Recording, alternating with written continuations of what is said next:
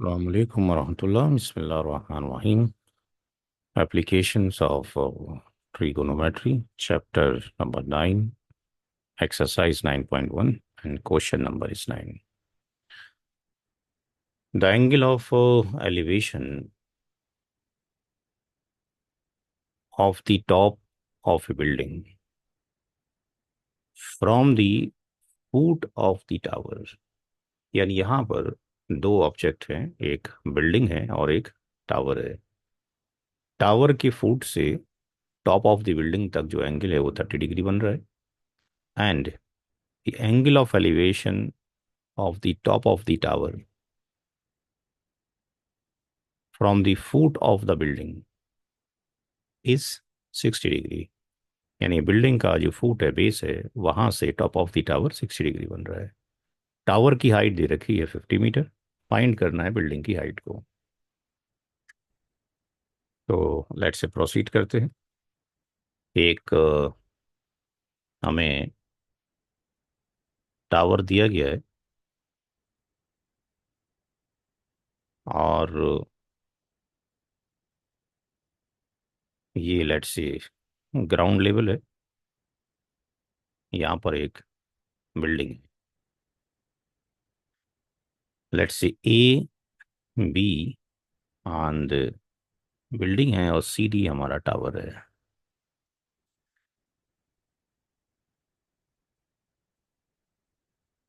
क्या कहा गया है? The angle of elevation of the top of the building. ये बिल्डिंग है और ये टावर है। Angle of elevation of the top of the building from the foot of the tower, top of the building to the foot of the tower. ये tower का foot है, ये 30 degree है और ये इस बिल्डिंग का टॉप है। दूसरा क्वेश्चन है कि angle of elevation of the top of the tower. ये टावर का टॉप है। From the foot of the building is, ये फुट है ऑफ द बिल्डिंग। यहां से ये जो एंगल बन रहा है टॉप ऑफ द टावर, ये है 60 डिग्री। ये टावर की जो हाइट है वो हमें 50 मीटर दी गई है। तो यहाँ पे अगर हम देखते हैं तो हमारे पास दो ट्रायंगल बन रहे हैं। एक बी सी डी जिसमें एंगल अब गिवन है और ये साइड 60 डिग्री के अपोजिट में परपेंडिकुलर गिवन है। यहाँ से we can find out the base. Base जब निकल जाएगा तो base is the common in both the triangle. तो दूसरा जो ट्रायंगल ए बी सी होगा उसके अंदर बेस हमें फाइंड आउट हो चुका होगा ब्लू ट्रायंगल से। तो हम हाइट ऑफ द बिल्डिंग यानी 30 डिग्री के सामने जो परपेंडिकुलर है उसको निकाल सकते हैं। तो लेट से शुरू करते हैं। In triangle B C D,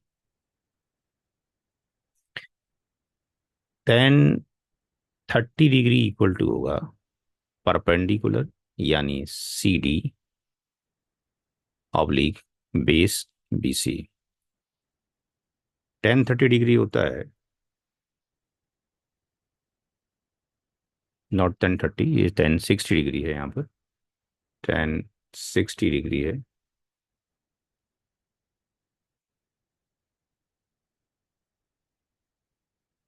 10 60 degree C D oblique B C, ये होता है 1/, 10 60 होता है √3। 10 60 इज √3।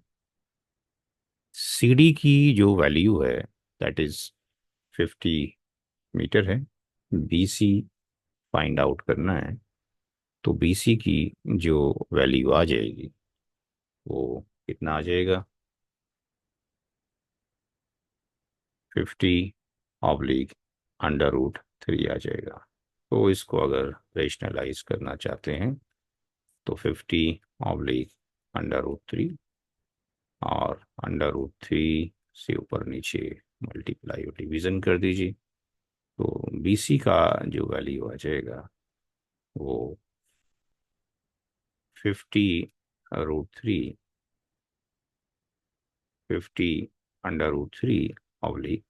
आ जाएगा। ये BC की वैल्यू 50√3 आ गई। अब जब ये निकल गया तो हमारे पास जो दूसरा